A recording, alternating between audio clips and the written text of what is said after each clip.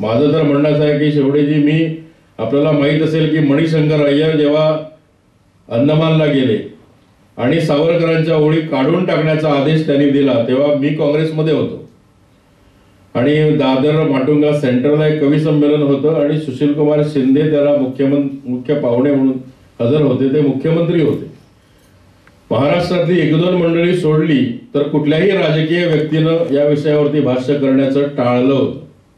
मी तिथं सांगितलं की सावरकर हे केवळ स्वातंत्र्यसैनिक नव्हते तर ते आमच्या या कवी कुळाचेही एक महानायक होते आणि त्यामुळे आम्हाला असं वाटतं की आमची संवेदना ही जशी महाराष्ट्राशी जुळलेली आहे की आम्हाला असं वाटतं की एका मोठ्या व्यक्तीचा अपमान हा नुसता त्या व्यक्तीचा अपमान नाही, ज्या मातीमधून तो जन्माला येतो त्या मातीचा तो अपमान असतो आणि या अर्थानं सावरकरांचा अपमान हा महाराष्ट्राचा अपमान आहे हे महाराष्ट्रातल्या तरी राजकीय पुढाऱ्यांनी मानलं पाहिजे.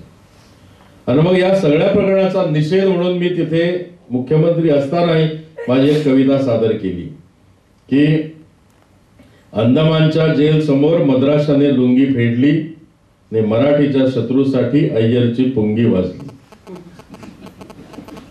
पेट्रोल पिऊन काजवे आता सूर्यावरती थुंकू लागले. ते पेट्रोलियम मिनिस्टर होते तेव्हा. पेट्रोल पिऊन काजवे आता सूर्यावरती थुंकू लागले ने जनपथावरचे श्वान मंत्री होऊन भुंकू लागले. बिनमणक्याच्या मणीला सावरकर कळलाच नाही. बिनमणक्याच्या मणीला सावरकर कळलाच नाही कारण देशभक्तीच्या पिळासाठी यांचा सुंभ जळलाच नाही. अरे कावेबाज कोल्ह्यानो तो तर साक्षात वाघ होता. स्वतंत्रतेचे स्तोत्र गाणारा प्रकाशमान चिराग होता. कवितेमध्ये शब्द कुठे ते तर धगधगते अंगारे होते. नि खिळ्यांचीच लेखणी झाली तेव्हा भिंतीवर शहारे होते. तेव्हा भिंतीवर शहारे होते. स्वातंत्र्यवीरांचे काळीज आता अपमानाने जळते आहे.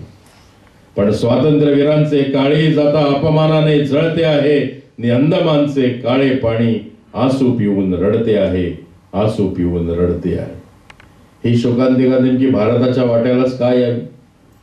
काळ्या पाण्याला रडण्याच्या ऐवजी उसळून येण्याची शक्ती आपण का नाही प्रदान करू शकत?